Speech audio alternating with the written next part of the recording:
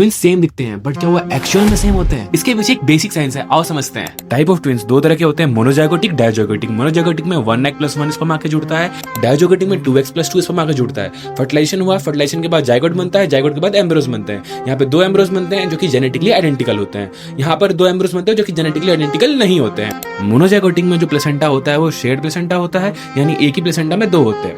Dizygotic twins में जो placenta होता है वो सेपरेट होता है। मोनोजाइगोटिक ट्विंस को आइडेंटिकल ट्विंस बोला जाता है, डायजाइगोटिक ट्विंस को फ्रेटर्नल ट्विंस बोला जाता है। यहाँ पर जेंडर, ब्लड ग्रुप और लुक्स जो है सेम होता है। जाइगोटिक ट्विंस में जेंडर सेम और डिफरेंट हो सकते हैं, यहाँ पर जो लुक्स है वो डिफरेंट होगा। मोनोजाइगोटिक में आइडेंटिकल ट्विंस होते हैं बट उनका फिंगरप्रिंट जो होता है वो डिफरेंट होता है। मोनोजाइगोटिक जो होते हैं लेस कॉमन होते हैं, डायजाइगोटिक जो होता है मोर कॉमन होता है। इसका इंसिडेंस होता है 1 in 250 to 280। इसका इंसिडेंस होता है इंडिया में 1 in 80। रिस्क फैक्टर की बात करें तो मोनोजाइगोटिक का रिस्क फैक्टर है IVF, डायजाइगोटिक में इंक्रीजिंग मैटरनल एज जैसे 35 से ज्यादा, पैरिटी ज्यादा हो यानी नंबर ऑफ डिलीवरीज ज्यादा है, IVF, family history of twins या ovulation induction drugs. Twin pregnancy से कॉम्प्लिकेशन के चांसेस दोनों में होते हैं, फीटल में भी मदर में भी। फीटल में जैसे low birth weight, prematurity, birth asphyxia या फिर कोई कॉन्जेनाइटल एनोमलीज। मदर में जैसे preterm labour, malpresentation, postpartum haemorrhage, pre-eclampsia, placenta previa. तो ये रहा ट्विन प्रेगनेंसी का कॉन्सेप्ट। आई होप अब आपको ट्विंस का कॉन्सेप्ट हो गया होगा क्लियर। ऐसी इन्फॉर्मेटिव वीडियोस के लिए आप मुझे फॉलो कर सकते हैं।